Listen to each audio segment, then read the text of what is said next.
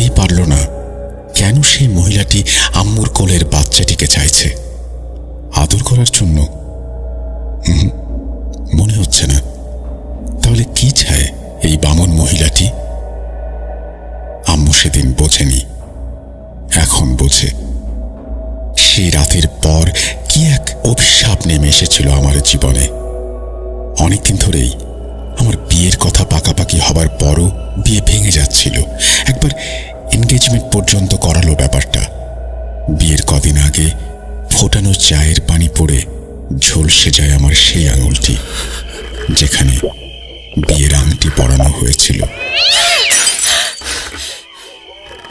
আজ আবার শুনতে পাচ্ছেন শব্দটা? আমার আয়নার ভিতরে রোজ এভাবেই আসে।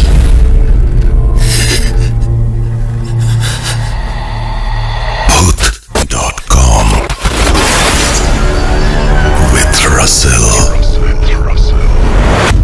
Welcome back. আশা করছি আপনারা সবাই ভালো আছেন এবং ভালোর তলে আছেন। আমিও ভালো আছি আর ভালোর তলে আছি। নতুন একটা ঘটনায় যাব, যেভাবে লেখা আছে সেভাবেই পড়ে শোনাচ্ছি।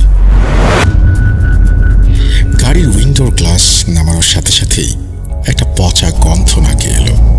সেই মহিলাটি জানালার ভেতর দিয়ে ওনার মাথাটা গাড়ির ভেতরে ঢুকিয়ে দিল। তার সোনালি চুলগুলো আব্বুর কাঁধ ছুঁয়ে গেল।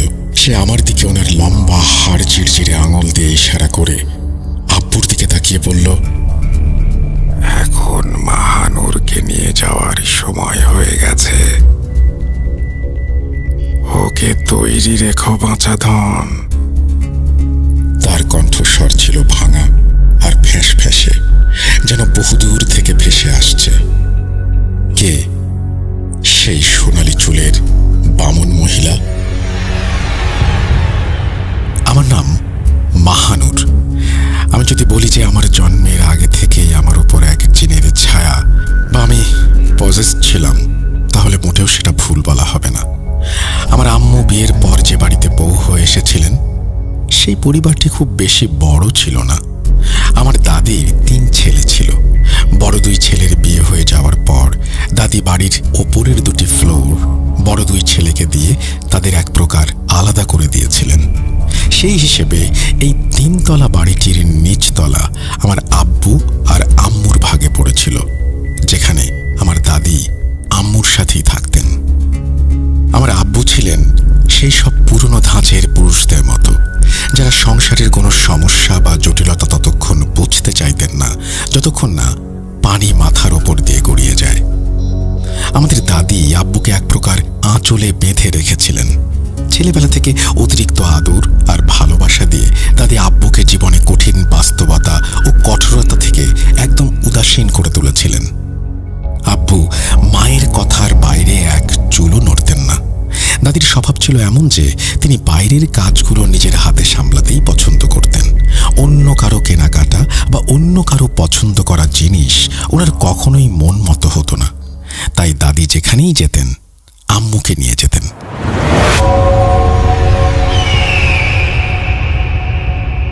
এই ঘটনার সূত্রপাত হয় আজ থেকে বহু বছর আগে।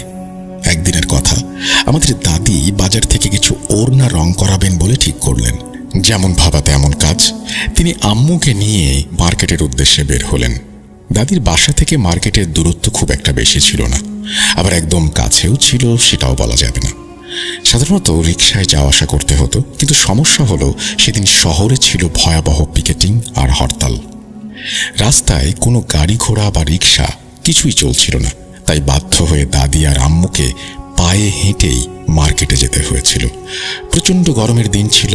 একে তো রোদের তীব্র তাপ, তার উপর হেঁটে হেঁটে মার্কেটে যাওয়া এবং কাজ শেষ করে ফেরা, সবকিছু মিলিয়ে দুজনেরই অবস্থা খুব খারাপ হয়ে গিয়েছিল। ফেরার পথে ওনারা দুজনেই গরমে আর তৃষ্ণায় কাতর হয়ে পড়েছিলেন। তখন দাদি আর আম্মু সিদ্ধান্ত নিলেন যে রাস্তার ধারের কোনো দোকান থেকে একটু দুধ, সোডা বা ঠান্ডা কিছু পান করবেন।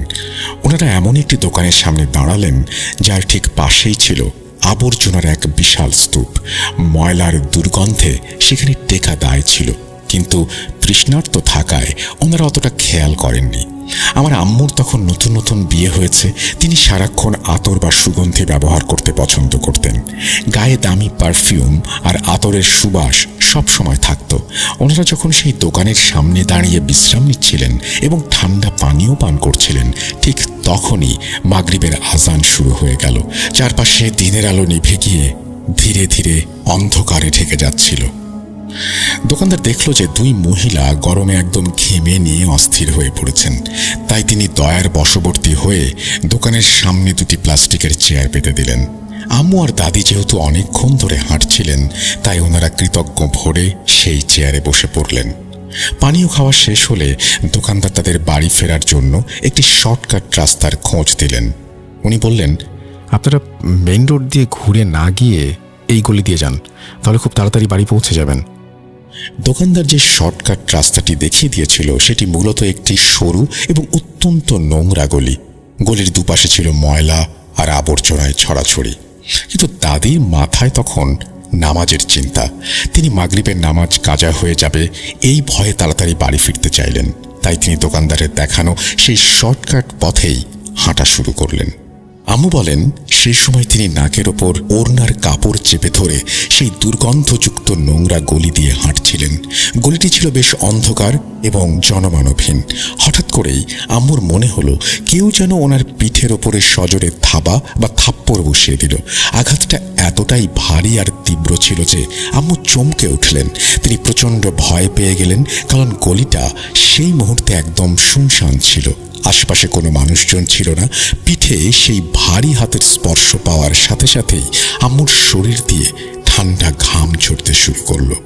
ভয়ের এক শীতল স্রোত ওনার শির দ্বারা বেয়ে নেমে গেল। আম্মু ঝটপট এদিক ওদিক এবং পেছন ফিরে তাকালেন, কিন্তু অবাক করা বিষয় হলো সেখানে কাউকেই দেখা গেল না। কোনো মানুষ, কোনো প্রাণী, কিচ্ছু না, শুধু অন্ধকার আর নিস্তব্ধতা। এদিকে দাদি বেশ খানিকটা এগিয়ে গিয়েছিলেন। আম্মু নোংরা আর আবর্জনা বাঁচিয়ে যতটা দ্রুত সম্ভব দাদির কাছাকাছি পৌঁছানোর চেষ্টা করছিলেন। দাদি যেন ঠিক ততটাই দ্রুত গতিতে আরও সামনে এগিয়ে যাচ্ছিলেন। আম্মুর মনে হচ্ছিল এই গলি যেন আর শেষ হতেই চাইছে না। রাস্তার নোংরা পরিবেশ, সন্ধ্যার অন্ধকার আর পিঠের ওপর সেই অদৃশ্য হাতের স্পর্শ সব মিলিয়ে আম্মুর দম বন্ধ হয়ে আসছিল। আম্মুর তখন আফসোস হচ্ছিল, কেন ওনারা ওই দোকানদারের কথা শুনে এই অদ্ভুত গলি দিয়ে আসতে গেলেন। অবশেষে গলিটা শেষ হলো। দাদি হন হন করে দ্রুত পায়ে সামনে হেঁটে যাচ্ছিলেন, আর আম্মু ওনার পেছনে পেছনে দৌড়ানোর মতো করে হাঁটছিলেন। আম্মু বেশ কয়েকবার চেষ্টা করলেন দাদিকে ডাকার জন্য, যাতে দাদি একটু দাঁড়ান বা আস্তে হাঁটেন, কিন্তু অদ্ভুত এক কারণে আম্মুর গলা দিয়ে কোনো আওয়াজ বের হলো না। মনে হচ্ছিল কেউ যেন ওনার গলাটা চেপে ধরে রেখেছে। অনেক কষ্টে আল্লাহ আল্লাহ করতে করতে অবশেষে সেই রাস্তা শেষ হলো এবং ওনারা যখনই নিজেদের বাসার গলিতে প্রবেশ করলেন তখন